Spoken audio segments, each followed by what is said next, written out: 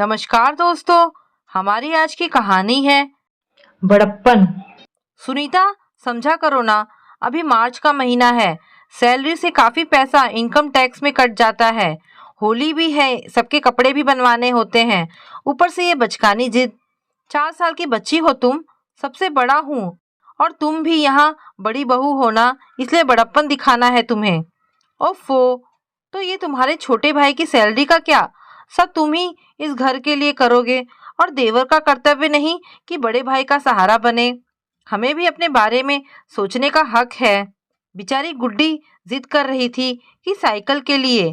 कैसे बाप हो तुम कि अपनी ही बेटी के लिए कुछ नहीं करते। सारे घर के जमात का ठेका ले रखा है। हूँ, कहकर सुनीता तुनकते हुए कमरे से बाहर निकल गई। बेचारा सुयश अपना माथा सहलाने लगा है। घर चलाने की जद्दोजहद में अपनी बेटी के कोमल मन के ख्वाहिश को पूरी करने में असमर्थ है। छोटा भाई सहज भी बैंक में है, पर घर खर्च में कोई योगदान नहीं देता, बल्कि माँ पापा भी कुछ ना कहते। बस अपना बुढ़ापा चैन से बिता रहे थे।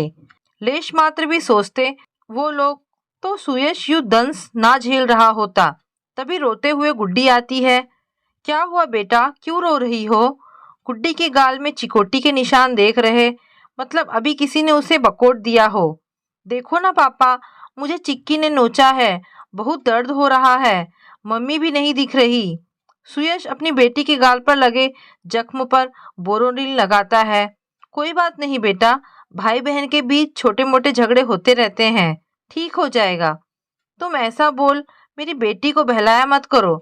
अंदर कमरे में आती सुनीता तैश में बोली, रोज रोज का महाभारत हो गया है। कभी साइकिल छीन लेता है, कभी इसको दांत गड़ा देता है।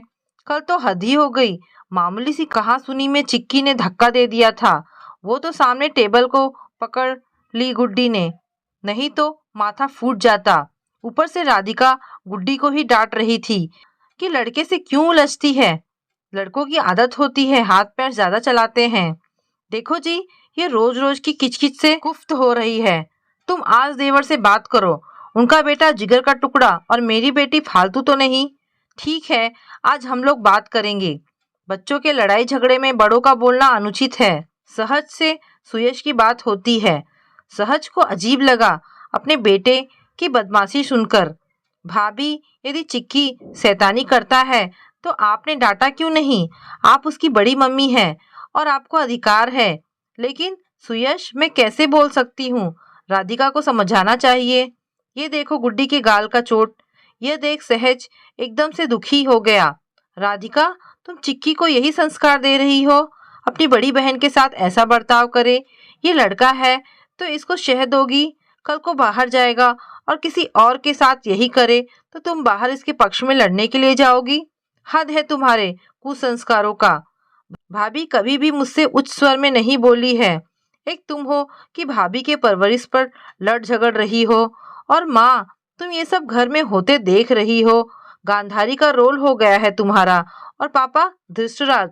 सहज की बड़ी बातों से सुयश का हृदय निर्मल हो गया। छोटे भाई के प्रति मन में विमुखता आई थी। दबे पांव उतनी ही तेजी से बाहर चली गई।